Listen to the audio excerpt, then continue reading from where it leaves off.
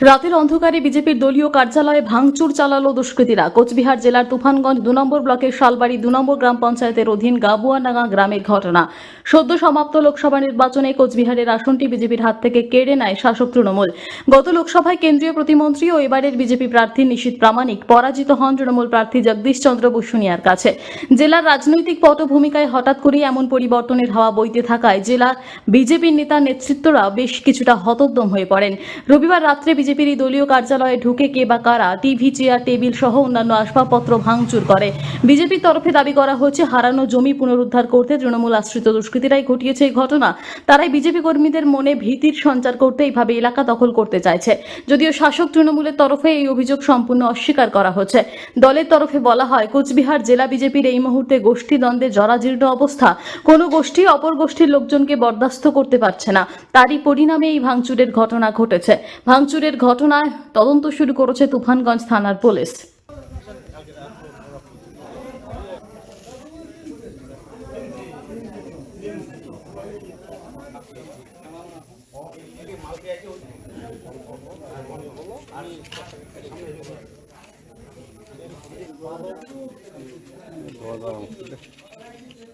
বিষয় হচ্ছে গাবুয়াডাঙ্গা বাজারে যে বিজেপির কার্যালয় রয়েছে, দলীয় কার্যালয়, তো এই দলীয় কার্যালয়ে ভাঙার ব্যাপারে আমাদের দলীয় কর্মীরা কোনোভাবেই যুক্ত নয়। কারণ আমরা বরাবরই শান্তির পক্ষে এবং এই বিগত যে আমাদের নির্বাচনটা গেল নির্বাচনে যে ফলাফল হয়েছে সেই ফলাফলের নিরিখে আমরা শালবাড়ি 2 নং অঞ্চল তৃণমূল কংগ্রেস কমিটির পক্ষ থেকে আমরা চেয়েছি যে এলাকার মানুষ যেন শান্তি শৃঙ্খলভাবে থাকতে পারে এবং এলাকায় যেন কোনো রকম বিশৃঙ্খলা না ঘটে সেদিকে আমাদের মানে সজাগ দৃষ্টি রয়েছে।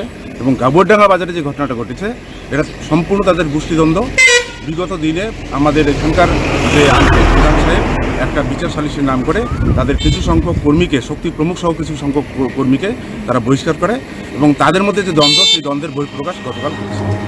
কালকে আমাদের তো আজকে বিজয় মিছিল আছে, সেই অনুসারে যথারীতি কালকে রাত্রে 10টা অবধি আমরা পার্টি অফিসে ছিলাম, আমাদের যা কার্যক্রমগুলো নিয়ে আলোচনা করছিলাম। তারপর আমরা বাড়িতে গেছি।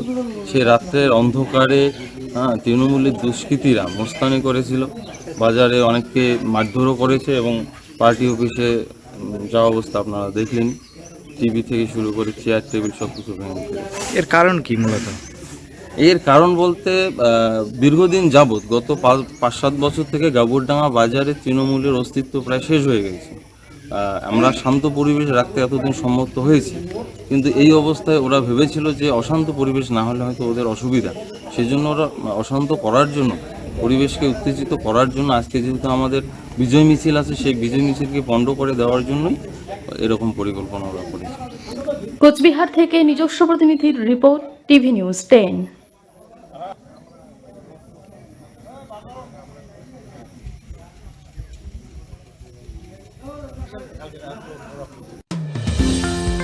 অত্যাধুনিক ডিজাইনের রুচিসম্মত গৃহসজ্জার উপকরণ মানে দুর্গাপুরের কল্পনা স্টিল এন্ড মার্বেলস ও কল্পনা ফার্নিচার। ঘর সাজানোর, চোখ ধাঁধানোর রকমারি আইটেমের মধ্যে আপনি বেছে নিন শুধু সেরার সেরাটি। এখানে আপনি পাবেন বিশ্বমানের সমস্ত ধরনের টাইলস ও furniture, RAK ceramics, Berger paints, Hindware, Nitco, Somany সহ বিভিন্ন বহুজাতিক সংস্থার তৈরি এক্সক্লুসিভ কালেকশন। পাশাপাশি আপনার জন্য কল্পনা ফার্নিচার নিয়ে এসেছে পুচিনা, কার্লন, ইউরেকা ফোর্বস সহ বিভিন্ন বহুজাতিক সংস্থার আধুনিক মানের আসবাব সামগ্রী। কল্পনা স্টিল এন্ড মার্বেলস ও কল্পনা ফার্নিচারের এক্সক্লুসিভ শোরুম। আমাদের ঠিকানা মুচিপাড়া মার্কেট, দুর্গাপুর 12।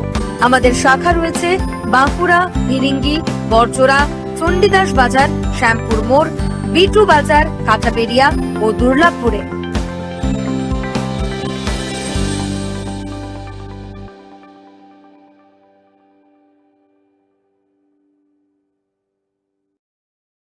সবার আগে খবরের আপডেট পাওয়ার জন্য সাবস্ক্রাইব করুন আমাদের ইউটিউব চ্যানেল এবং ক্লিক করুন বেল নোটিফিকেশন আইকনে।